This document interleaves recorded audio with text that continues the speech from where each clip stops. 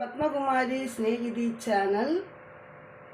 நம்ம சேனலில் இன்றைக்கி பார்க்க போகிற வீடியோ என்ன அப்படின்னு பார்த்தீங்கன்னா, பலாக்கொட்டை முருங்கைக்காய் எறா குழம்பு தான் செய்ய போகிறோம்.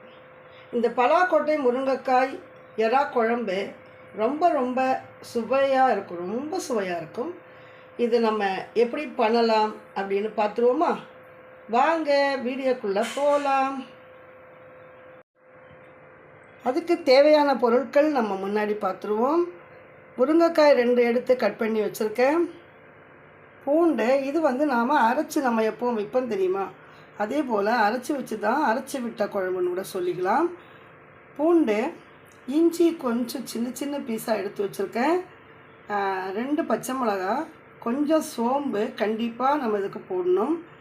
இது பெரிய வெங்காயம் சும்மா கொஞ்சம் போல் நான் கட் பண்ணி வச்சுருக்கேன், எதுக்குன்னு அப்புறமா சொல்கிறேன். கொத்தமல்லி கொஞ்சம், கருவேப்பிலை, பலாக்கொட்டை கொஞ்சம் எடுத்து வச்சுருக்கேன் பாருங்கள். அதுக்கப்புறம் பார்த்திங்கன்னா கொஞ்சம் தேங்காய் பிடிச்சவங்க சேர்த்துக்கலாம், இல்லைன்னா நீங்கள் அதை சேர்க்காமல் விட்டுடலாம். புளி பாருங்கள், இவ்வளவு. புளியோட அளவு கண்டிப்பாக சொல்ல முடியாது, உப்போட அளவு கண்டிப்பாக சொல்ல முடியாது.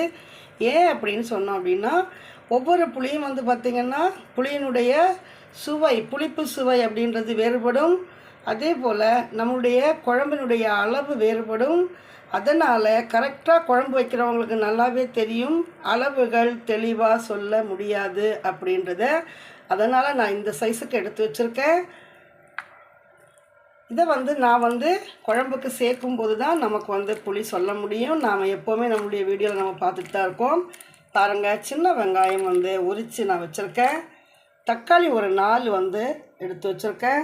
சின்ன வெங்காயம் பாருங்கள், ஒரு 200 சின்ன வெங்காயம் கண்டிப்பாக இதுக்கு தேவை இருக்குது. ஏன்னா நம்ம இதெல்லாம் வதக்கி தான் நம்ம குழம்பு வைக்க போகிறோம். நமக்கு எவ்வளோ குழம்பு தேவையோ அதுக்கு ஏற்றது மாதிரி சின்ன வெங்காயம் எடுத்துக்கோங்க. அதுக்கு ஏற்றது மாதிரி தகுந்த அளவில் மிளகாத்தூள் எடுத்துக்கோங்க. குழம்பு மிளகாத்தூள் போட்டிங்கன்னாலும் ரொம்ப ரொம்ப சுவையாகவும் நல்லாவும் இந்த மீன் குழம்பு இருக்கும். புளியும் தேவையான அளவு எடுத்துக்கோங்க. தேவையான அளவு கல்லுப்பாக இருந்தாலும் சரி, சால்ட்டாக இருந்தாலும் சரி, கல்லுப்பு நமக்கு சேர்த்துக்கிறது உடம்புக்கு ரொம்ப நல்லது. எனக்கு மிளகாத்தூள் இதோட முடிய போகுது. இது குழம்பு மிளகாத்தூள் அரைக்கும் போது நான் உங்களுக்கு கண்டிப்பாக நான் வீடியோ போடுறேன். இந்த மிளகாத்தூள் குழம்பு மிளகாத்தூளை தான் நம்ம சேர்க்க போகிறோம். அடுத்தது பார்த்திங்கன்னா, நான் வெந்தயம் கொஞ்சம் ஊற வச்சுருக்கேன். இதில் இருக்கிற வாட்டர் நான் சேர்த்துப்பேன். தேவையான அளவு நம்ம தண்ணியெல்லாம் சேர்த்து, எப்படி இந்த எறா அப்படின்ற ஒரு ஐட்டத்தை காமிக்கவே இல்லை பார்த்தீங்களா. எறா க்ளீன் பண்ணுற வீடியோ ஏற்கனவே போட்டிருக்கேன், அதை போய் பார்த்துக்கோங்க. இது பார்த்திங்கன்னா மஞ்சத்தூள் எல்லாம் போட்டு நம்ம நல்லா சுத்தமாக வாஷ் பண்ணி க்ளீன் பண்ணி வச்சுருக்கோம். பொடி எறா தான் ரொம்ப சுவையாக இருக்கும். இப்போ நம்ம போயிடலாமா, சமைக்கிறதுக்கு ஆரம்பிச்சுக்கலாம். அடிக்கனமான ஒரு வாணலியை எடுத்துக்கோங்க. பாருங்கள், இதயம் நல்லெண்ணெய்,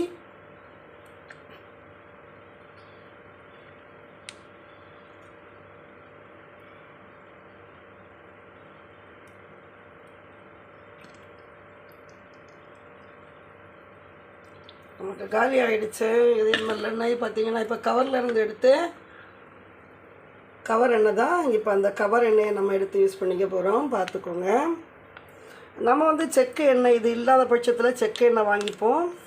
செக்கு எண்ணெய் நல்லெண்ணெய் மீன் குழம்பு வைக்கிறதுக்கு கொஞ்சம் தாராளமாகவே ஊற்றிக்கோங்க. எண்ணெய் நல்லா காயட்டும்.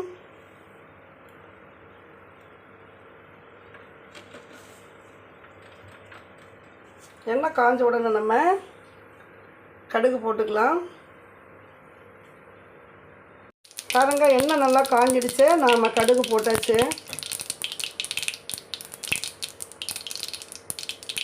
இப்போ பாருங்கள், எண்ணெய் பொரியிற சத்தம் பார்த்திங்கன்னா குழந்தைகள் கிளாப் பண்ணுற மாதிரியும், சின்ன குழந்தைகள் கொலுசு சத்தம் கேட்குற மாதிரி நமக்கு அழகாக கேட்குது பார்த்திங்களா. இப்போ நாம் கருவேப்பிலையை போட போகிறோம். பாருங்கள், அதுவும் எவ்வளோ ஒரு ஹாப்பியாக ஜம் பண்ணிட்டு பாருங்கள். இப்போ பாருங்கள், காஞ்ச மிளகா ஒரு 3 போட்டுக்கிறோம். என்னடா எறா குழம்புக்கு காஞ்ச மிளகா தாளிக்கிறாங்க அப்படின்னு நினைக்காதீங்க. இந்த மாதிரி நீங்கள் சமைச்சு பார்த்தீங்கன்னா உங்களுக்கு அதனுடைய அந்த செட்டிநாடு ஸ்டைல் கொஞ்சம் நமக்கு கிடைக்கும். சும்மா கொஞ்சம் சின்ன வெங்காயம் வாசனைக்காக சின்ன வெங்காயம் சேர்த்துக்கோங்க.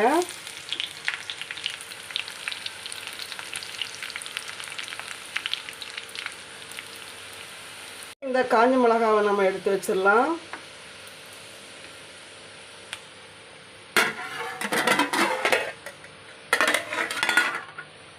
இதை எடுத்து இறாவில் போட்டுடுறேன்.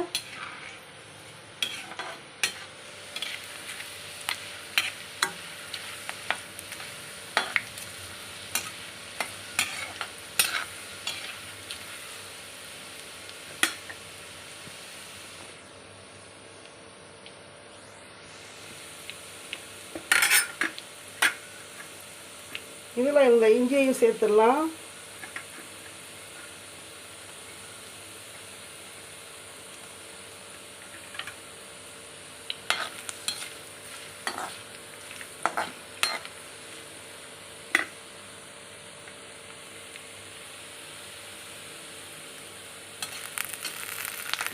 பாருங்க, நல்லா சிவந்துடுச்சு. இதை வாரி நம்ம இந்த இறா கூட தான் சேர்த்துக்க போகிறோம்.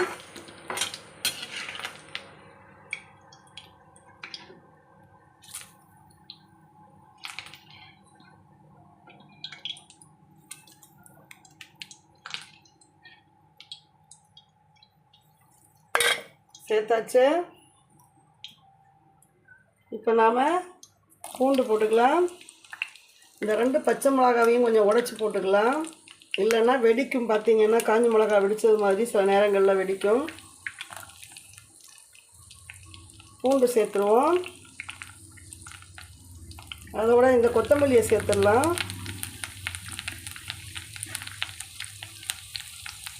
இப்போ நாம் இந்த சின்ன வெங்காயத்தையும் இதில் சேர்த்துக்கலாம்.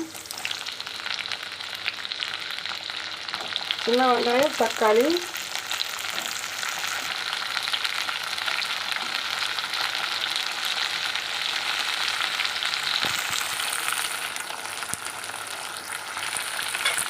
சின்ன வெங்காயம் கொஞ்சம் வதங்கட்டும். நாம் வதக்கி அரைக்கிற குழம்பு வந்து நம்மளுடைய சேனலில் போட்டிருக்கோம். ஆனால் அதில் வந்து நான் சுக்கு பெருங்காயம் நல்லா போட்டு பண்ணியிருப்பேன். ஆனால் இதில் வந்து அதெல்லாம் நம்ம ஆட் பண்ணக்கூடாது.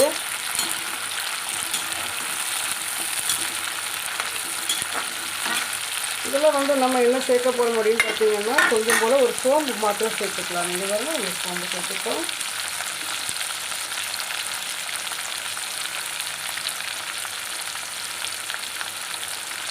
சிலவங்களுக்கு சுறுசுறுப்பாக பேசுறது பிடிக்கும், சிலவங்களுக்கு அமைதியாக பேசுறது பிடிக்கும். பார்த்தீங்கன்னா நல்லா வதங்குது.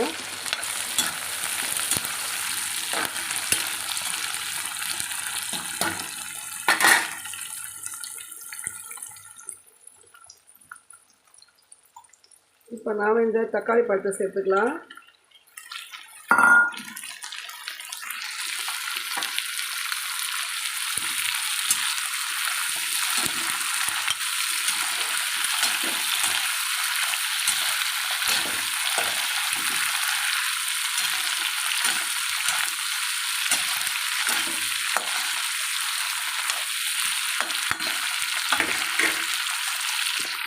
இதுக்கு நாம் உப்பு சேர்த்துக்கலாம். இப்போ அது வெந்துட்டுருக்கட்டும். ஒரு பக்கம் முருங்கைக்காவை வேக வச்சுருவோம். அப்போ நமக்கு சீக்கிரமாக வேலை முடிஞ்சிடும். இந்த பலாக்கொட்டையை நம்ம இதில் வேக வச்சுக்கலாம்.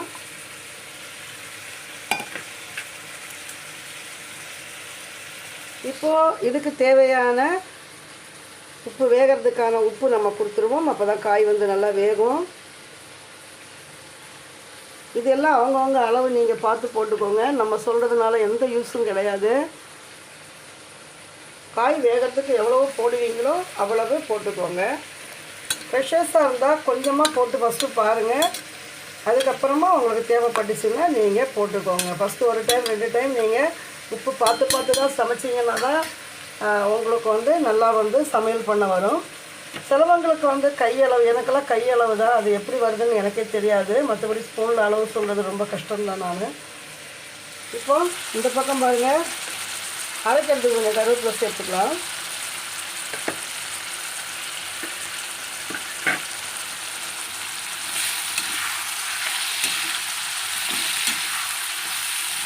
இது இப்படி நல்லா வெந்துட்டுருக்கிற நேரம் நம்ம இதில் உப்பு சேர்த்து தான் வதக்கிட்டுருக்கோம். இதில் உப்பு நல்லா சேர்த்து நம்ம வதக்குறோம். பாருங்கள்,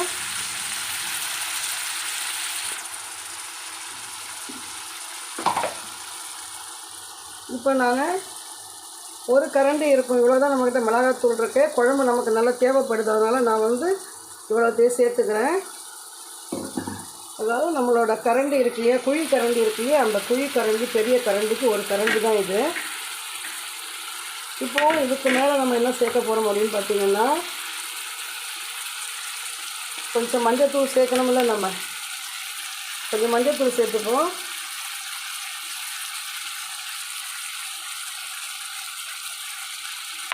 ஒரு பெரிய ஸ்பூனில் ஒரு ஸ்பூன் மஞ்சத்தூள் நீங்கள் சேர்த்துக்கோங்க.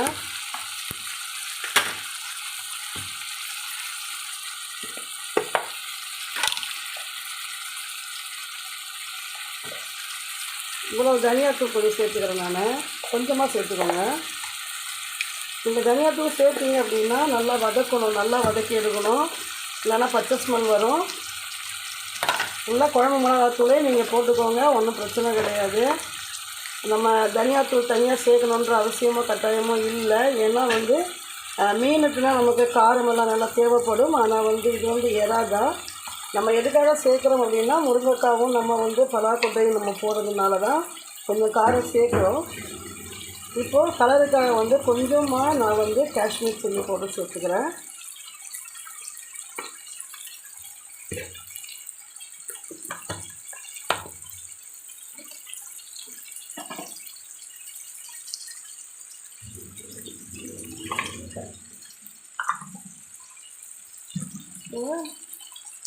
கொஞ்சமாக வந்து ஒரு 20லேருந்து 25 வரைக்கும் மிளகு சேர்த்துக்கோங்க, காரத்துக்கு ஏற்றது போல். ஏன்னா 2 பச்சை மிளகா சேர்த்துருக்கோம், குழம்பு மிளகாத்தூள், அப்புறம் வந்து காஷ்மீர் சில்லி பவுடர் சேர்த்துருக்கோம்.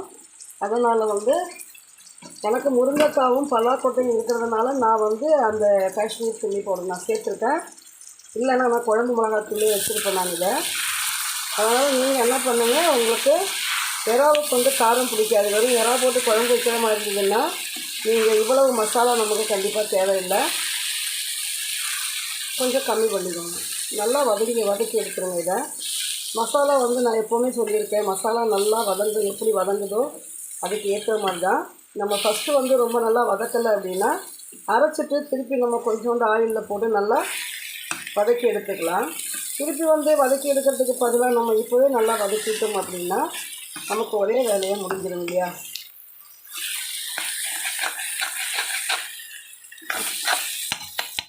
மீன் ரொம்ப கம்மியாக இருந்துச்சு அப்படின்னா நமக்கு வந்து டேஸ்ட் கொடுக்காது. அதனால் அதுக்கு ஏற்ற மாதிரி மசாலாவை சேர்த்துக்கோங்க. ஏன்னா எனக்கு வந்து பலாக்கொட்டை, முருங்கைக்காய் எல்லாமே வந்து, ஏன்னா எறா வந்து நமக்கு கடித்து சாப்பிட முடியாது இல்லையா.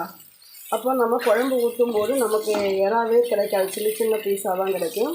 நான் அதுக்காக பீர்க்கங்காய், முருங்கைக்காய் இந்த மாதிரியான காய்களை போட்டு நான் வந்து சொரக்காய் இந்த மாதிரி காய்களை போட்டு வச்சுப்பேன். நல்லா வதங்கட்டும். இது பாருங்கள், நல்லா வதங்கியாச்சு. நம்ம எடுத்து இதை ஆற வச்சு அரைச்சிட்டு வந்துடலாமா.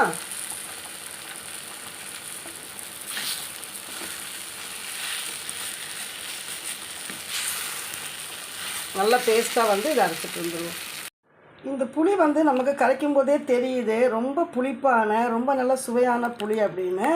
அதனால் நம்ம வந்து இந்த புளியை வந்து கொஞ்சம் கம்மியாகவே நம்ம யூஸ் பண்ணிக்கலாம்.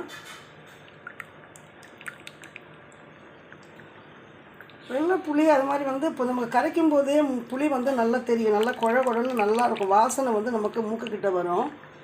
இது வந்து நம்ம வந்து சமைக்க தான் நமக்கு வந்து இதெல்லாம் நம்மளால் வந்து உணர முடியும். பார்த்தீங்களா, இந்த தண்ணி வந்து நான் வந்து முருங்கைக்காய் வேக வச்ச அந்த தண்ணியை வந்து ரொம்ப சூடாக வந்து இதில் ஊற்றி வச்சுட்டேன் நான். அப்போ தான் நமக்கு ஈஸியாக வந்து இந்த மாதிரி கட்டியாகவும் நல்ல புளி வந்து சீக்கிரமாக நமக்கு கரைஞ்சி கிடைக்கும். பாருங்கள், நான் ஒரே ஒரு டைம் தான் இதை வந்து எடுத்துக்கிறேன். இந்த புளியை வந்து இந்த முருங்கைக்காவும் அந்த பலாக்கொட்டையோடு சேர்த்து வேக வச்சுக்கலாம். அப்போ தான் இது வந்து புளிப்பு உப்பெல்லாம் நல்லா பிடிக்கும். எறாவுக்கு வந்து நமக்கு ரொம்ப புளிப்பு தேவையில்லை, அதனால் எறாவை அப்புறமா போட்டுக்கலாம். இது வெந்துட்டுருக்கட்டும்.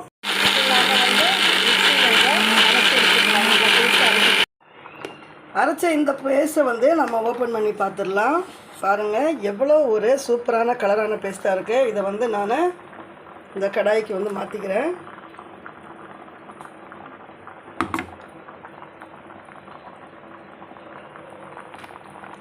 இப்போ பார்த்தீங்கன்னா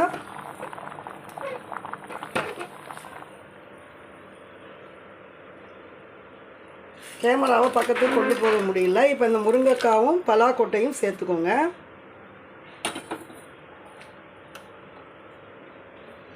முருங்கைக்காவும் பலாக்கொட்டையும் நாம் அதில் வந்து சேர்த்தாச்சு. இப்போ நம்ம தேவையான அளவு தண்ணி ஊற்றிக்கலாம்.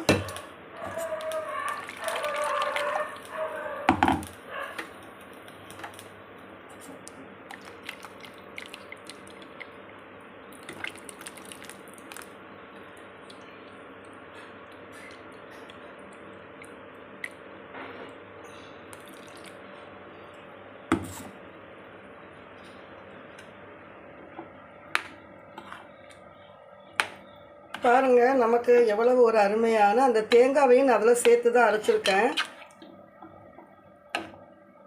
பாருங்கள் எவ்வளவு நல்ல திக்கான நமக்கு குழம்பு கிடைக்குது பாருங்கள். இந்த மாதிரி நம்ம அரைச்சிக்கிட்டோம் அப்படின்னா எவ்வளவு பேர் வந்து வந்தாலுமே நம்ம வந்து அவங்களுக்கு நம்ம சமையல் பண்ணி சாப்பாடு போடுறதுக்கு வசதியாக இருக்கும். பார்த்தீங்க இல்லையா?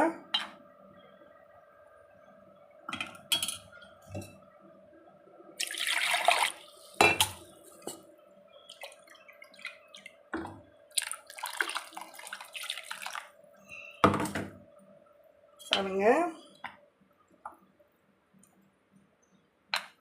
இப்போ இது வந்து நல்லா கொதிச்சிடட்டும். கொதிச்ச உடனே நம்ம இறா போட்டு இறக்க வேண்டியது தான். தண்ணி வந்து அளவு பார்த்துக்கோங்க. நல்லா கொதித்து கொஞ்சம் சுண்டுனா தான் நமக்கு நல்லாயிருக்கும். பார்த்தீங்க இல்லையா? இப்போ இந்த நேரத்தில் கண்டிப்பாக நம்ம உப்பு பார்க்கணும். ஏன்னா காயில் உப்பு போட்டிருக்கோம், ஆனால் அந்த வதக்கும் போதும் நம்ம உப்பு போட்டிருக்கோம். 2 விஷயத்தையும் நம்ம பண்ணியிருக்கோம். அதனால் உப்பு பார்த்துடலாம். நம்ம உப்பு கண்டிப்பாக தேவைப்படுது. நான் சொன்ன மாதிரி புளி வந்து ரொம்ப நல்லா புளிப்பான புளியாக இருக்குது, நல்லா இருக்குது. உப்பு தான் நமக்கு வந்து தேவைப்படுது. கொஞ்சம் உப்பு போட்டு நம்ம மூடி வச்சுருவோம். இது நல்லா வெந்துடட்டும். நமக்கு பாருங்க, நம்ம குழம்பு வந்து நல்லா ரெடி ஆகிடுச்சு. முருங்கைக்காவெல்லாம் அதில் நம்ம போட்டுட்டோம். முருங்கைக்காய் பலாக்கொட்டையெல்லாம் போட்டோம் இல்லையா? பாருங்கள், நல்லா குழம்பு நல்லா கொதிச்சு நல்லா சூப்பராக வந்துச்சு பாருங்கள். இப்போ இதை நம்ம என்ன பண்ண போகிறோம் அப்படின்னு பார்த்தீங்கன்னா, இந்த குழம்பை நாம் பாருங்கள், முருங்கைக்காய் பலாக்கொட்டை, இப்போ இதில் பலாக்கொட்டை எது நம்ம எறா எதுன்னு தேடுற மாதிரி இருக்கும். அந்த மாதிரி இப்போ இதை எடுத்து நாம் என்ன பண்ண போகிறோம் அப்படின்னு பார்த்தீங்கன்னா,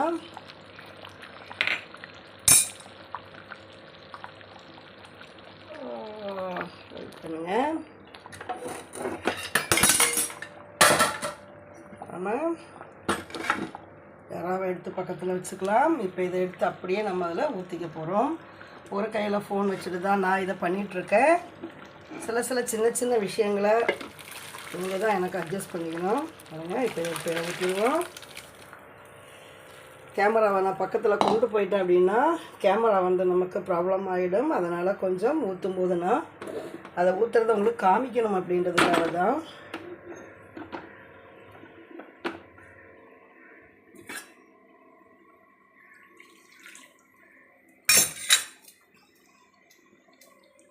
இப்போ பாருங்கள், இதை வந்து நம்ம கொஞ்சம் வாட்டர் ஊற்றிக்கலாம். இது வந்து நம்ம வெந்நி தான் ஊற்றணும். அதுக்கப்புறமா பச்சை தண்ணி ஊற்றக்கூடாது. நம்ம பாத்திரத்தில் வந்து வெந்நி வச்சுருந்தோம். அந்த வெந்நியை தான் நான் எடுத்து என்ன செய்கிறேன், இப்போ இதுக்கு யூஸ் பண்ணுறேன்.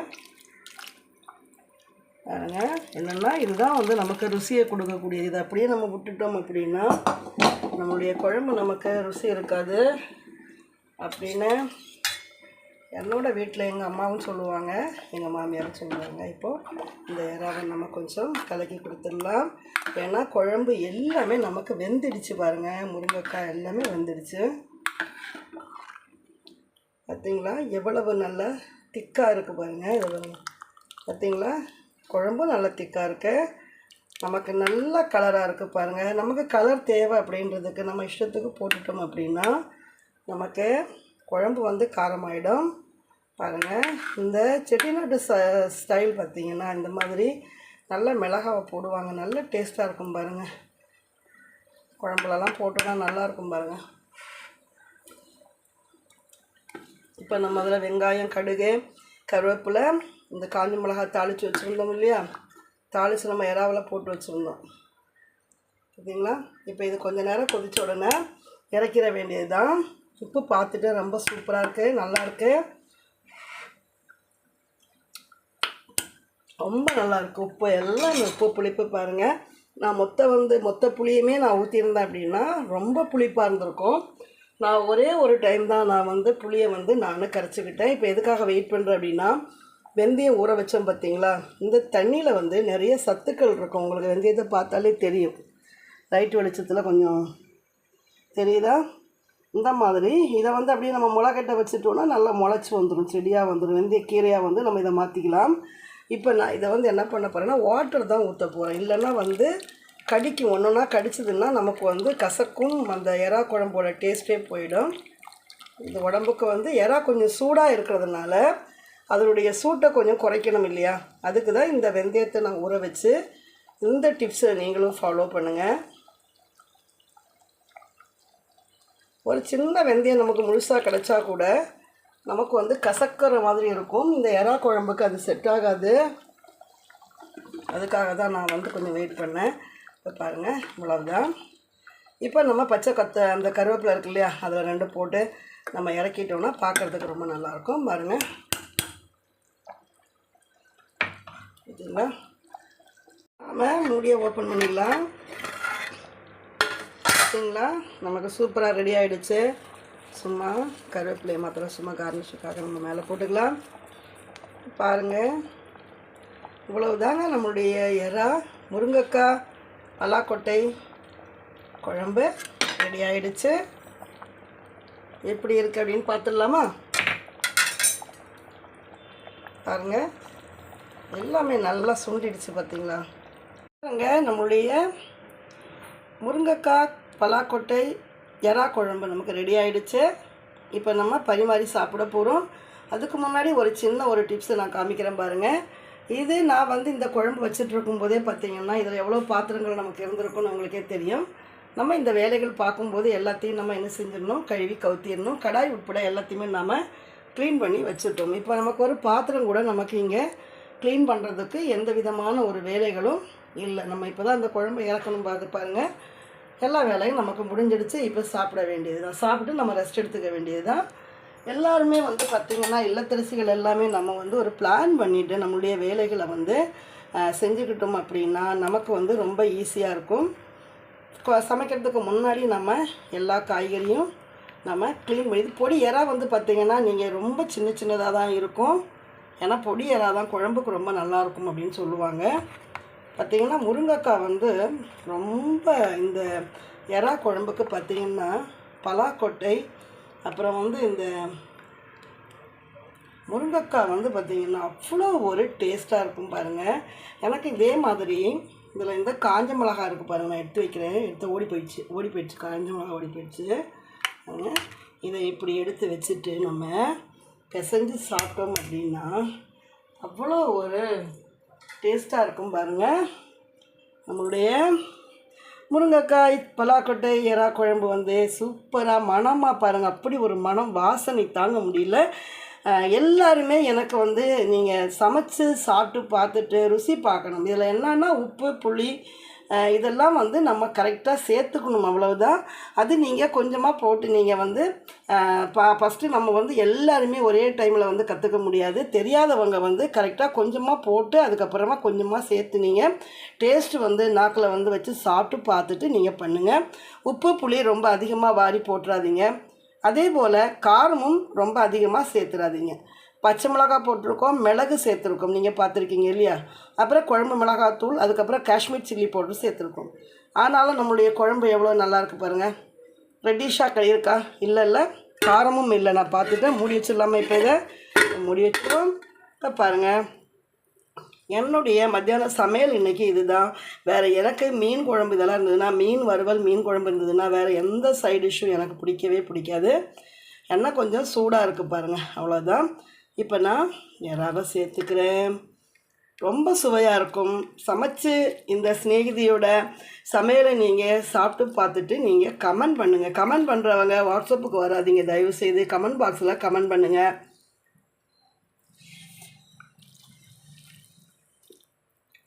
கூடிய சீக்கிரம் நான் என்னோடய ஃபேஸை காமிக்கலாம் அப்படின்னு தான் இருக்கிறேன். யூடியூப்னுடைய ஒவ்வொரு விஷயமும் நமக்கு இவ்வளோ நாள் தெரியாமல் போயிடுச்சு. படிப்பை அப்படியே போட்டுருவேன் நான். ஸோ வீடியோ போடுறதில்ல, அதையும் வந்து பார்த்திங்கன்னா ஷார்ட் வீடியோ போடுறதுல தான் ரொம்ப இன்ட்ரெஸ்ட்டாக இருந்தேன். ஆனால் அதெல்லாம் நமக்கு வந்து பத்தாது. நாம் 1500 சப்ஸ்கிரைபரை வந்து தாண்டியாச்சு. அதே போல் வாட்ச் ஹவர்ஸும் நமக்கு தேவையான வாட்ச் ஹவர்ஸ் கூட வந்துடுச்சு. ஆனால் ரூல்ஸ் அண்ட் ரெகுலேஷன் நிறைய விஷயங்கள் நமக்கு பண்ண முடியாமல் போயிடுச்சு. நம்ம என்ன நினச்சோம், பயந்து யூடியூப் வந்து நம்ம வந்து பண்ணிகிட்ருந்தோம். நமக்கு இது செஞ்சால் தப்பாயிடுமோ, அது செஞ்சால் தப்பாயிடுமோ அப்படின்னு. மற்றபடி இது வந்து என்னுடைய தனிப்பட்ட சேனலே தவிர இது வந்து கிட்ஸ் சேனல் கிடையாது. அதனால் வந்து நான் வந்து கிட்ஸ் சேனல் நம்ம பண்ணுறதே இல்லை. குழந்தைகளோட டான்ஸு போட்டு ஓப்பன் பண்ணிட்டு நான் தெரியாமல் பண்ணது தான். அது எல்லாத்தையுமே நான் வந்து எடுத்துட்டோம். நாங்கள் இப்போ எடுத்துகிட்டு நிறைய வந்து நமக்கு வியூஸ் அப்புறம் வாட்ச் ஹவர்ஸ் எல்லாம் நமக்கு அதில் குறைஞ்சிருக்கு. பார்த்திங்கன்னா அதெல்லாம் இப்போ மாற்றியாச்சு. ஆனால் நம்ம லைவ் வர வேண்டிய ஒரு கட்டாயத்தில் இருக்கிறோம் கண்டிப்பாக. அதனால் நம்ம லைவ் வரணும். அதுக்கப்புறம் நம்ம நிறைய விஷயங்கள் வந்து மாற்றி நம்ம பண்ண வேண்டியது இருக்குது. ஒவ்வொரு சகோதரிகளுக்கும் நான் லைவில் வந்துட்டு என்னுடைய இந்த நம்ம பண்ணிகிட்ருக்கக்கூடிய நம்முடைய சேனலுடைய விஷயங்களாக இருக்கட்டும் எல்லாத்தையும் நாம் அதில் நம்ம ஷேர் பண்ணுவோம். நன்றி, வணக்கம். இந்த வீடியோ உங்களுக்கு பிடிச்சிருந்தது அப்படின்னா கமெண்ட் பண்ணுங்கள், சப்ஸ்கிரைப் பண்ணுங்கள், உங்களுடைய ஃப்ரெண்ட்ஸுக்கு நீங்கள் ஷேர் பண்ணுங்கள். வாயில் சாப்பாடு இருக்குது, சாப்பிட்றதுக்கு டைம் ஆகிடுச்சு. பாய்.